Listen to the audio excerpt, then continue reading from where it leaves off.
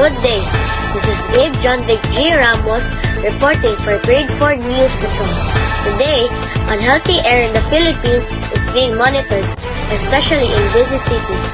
This is happening in places like Metro Cebu and other urban areas in the country. Many people, including children, workers, and drivers, are affected by the unhealthy air caused by the volcanic activity of the Mayan volcano. Unhealthy air can make it hard to breathe and may cause cough, asthma, and other health problems.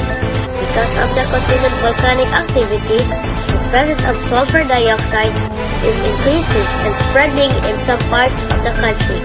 The volcano remains at alert level 3.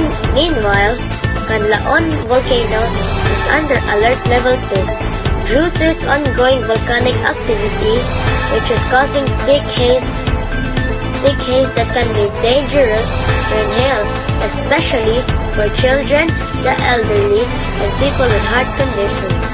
Residents are still advised to wear a face mask when going outside. Reporting live, this is Gabe John Vic Ramos, Grade 4 News Patrol.